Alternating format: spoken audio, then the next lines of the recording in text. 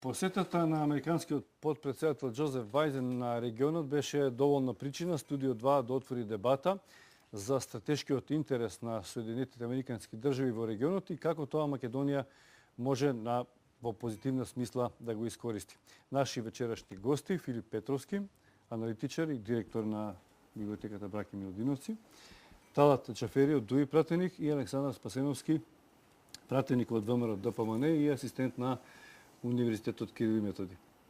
Добро вечер за сите. Добро вечер.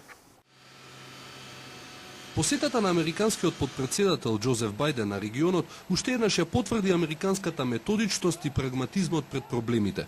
Америка одлучи да се справи со најслабиот и со најпроблематичниот актер во регионот на подолг рок. Босна и Херцеговина од една страна, Србија и Косово од друга. Но централниот елемент овој пат е Србија или србите како малцинство, народ со кој Америка посакува помирување. Кон Босна, Бајден испрати порака на загриженост и прекор, во голем дел мотивирана од подемот на реториката и национализмот на српските лидери, главни кочничари на евроинтегративниот процес на земјата. Во Србија пак се појави со новиот бренд на администрацијата на Обама, политиката на подадената рака. Позитивна е изјавата на Бајден како Америка и Србија се сложни дека не се сложуваат околу Косово и дека треба да имаат разумни очекувања едни од други. Америка ја сака Србија како регионален лидер, не бара да го признае Косово и ја поддржува незината евроинтеграција. За возврат, бара од незе да гради конструктивни и позитивни односи со соседите, да помага во градењето на демократска Босна и да соработува со Европската Унија околу Косово. Македонија не е дел од агендата. Добро е што се уште не сме во иста корпа со посетените земји, но пораката кон нашите државници не е ништо помалку јасна. Луксузот на Србија да патува кон Европа и покрај постоечкиот статус кво околу Косово во случајот на Македонија не е опција. Ако Америка е одлучна во решавањето и на поголеми проблеми од нашиот спор со Грција, тогаш тоа е јасен сигнал да се фатиме за работа и да стигнеме до решение. Во спротивно Македонија, за сега понапредна и помалку комплицирана во очите на американците, ризикува да заврши како непрагматична и некооперативна, а со тоа и како помалку важна. Филип, ти ми се чини практично беше најблиску до Америка, можеш и од внатре. Практично во Америка. Во Америка да почувствуваш какви се политиките што САД ги води во овој регион. Со доаѓањето на новиот американски претседател имаше доста дилеми дали администрацијата на Обама ќе го запостави Балканот или не. Дали ова посета, како ја коментираш на Бајден на регионов и со тоа што тој не доаѓа во Скопје? Например, благодарам што ме прогласивте за аналитичар. Денеска има вака една голема пролиферација на аналитичари во Македонија. Па еве сега јас се придружив во тоа големо друштво на луѓе што знаат за се и се што. И благодарам за поканата. Сепак да бидеме посериозни, ова е прашање кое што побудува мој интерес. Ова се односи кои што и подетално ги проучувам, а и како што рековте бев во можност во САД кога живеев да некои елементи ги доживеам на лице место. Имаше сериозни размислувања дека со доаѓањето на новата администрација практично таа ќе се повлече на други точки во светот и дека ќе го заборави Балканот. Меѓутоа првото изненадување дојде кога јас зборував и со турски пријатели, кога дојде Обама во Турција, со што го помести тежишето на интересот и кон Балканот, меѓутоа и надвор од Грција. Сега доаѓа втората алка, втората карика, која што исто така беше неочекувана, доаѓањето на Бајден во регионот. Тоа е значајно, бидејќи сосема на поинаков начин ја поставува американската политика, односно очекувањата за овие простори, како од земјите кои што се наоѓаат на овие простори, така и нивниот однос, односно на американската администрација кон овој дел од светот.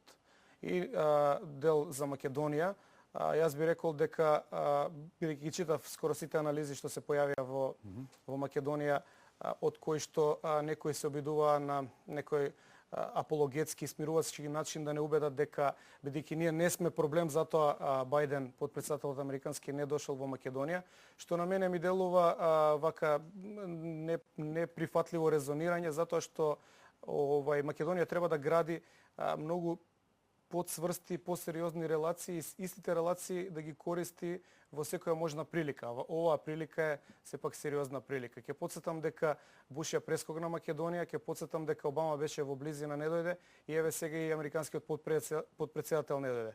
Ние имавме прилика да кај нас дојде вториот човек на Стейт Департментот, што на некој начин сепак значи едно рангирање на второ ниво. Еве, за почеток толку, па би можеле подоцна да го образложиме во детаљи. Господин Спасеновски, ќе говорите како пратеник или како асистент? Битно е Во случајов ќе направам Како комбинација. аналитичар. комбинација. Да. Ако ова зашто Филип говори односот на Америка кон регионов, можете ли вие да кажете и историски, и актуелно политички, односот на Македонија кон САД?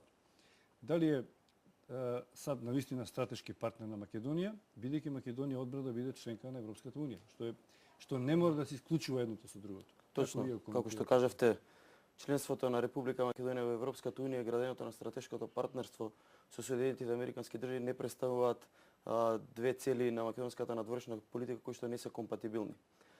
Но во однос на развод на односите на Република Македонија со Соединетите американски држави, мислам дека ни ви карактеризира еден дух на силно пријателство, еден дух на стратешко сојузништво, почнувајќи од раните почетоци на македонската независност, завршувајќи буквално со денешната посета на подпредседател на Соединетите американски држави на регионот и се разбира тие ќе продолжат и во иднина. Стратешки, ако му придеме на ова прашање, можеме да забележиме дека генерално односите помеѓу Македонија и најмалката држава во светот можеме да ги поделиме на два периода.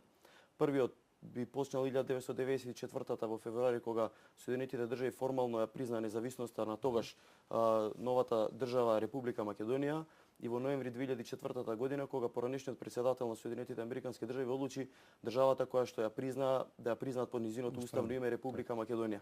Ако првиот период беше карактеристика силните и цврсти пријателски односи помеѓу двете држави, особено низ призма на намерите на Соединетите американски држави да гарантираат безбедноста и стабилноста на Република Македонија, особено имајќи низ призма на статусот и позициите кои што ги имаше тогашната мисија UNPREDEP на територијата на Република Македонија, следниот период би можел да го карактеризираме период на силно и стратешко сојузништво, особено низ призма на негативниот резултат кој што го имаше Република Македонија на самитот на Букуреш како резултат на грчкото противење нашата држава да стане членка на Северноатлантската договорна алијанса. И оттаму логичниот потек на секоја држава сојузник, каква што е Соединетите американски држави, беше така наречената извршна спогодба со која Република Македонија и Соединетите американски држави потпишаа стратешко сојузништво, со што се отвори една нова ера во развод на меѓусебните односи. Затоа нова ера ќе види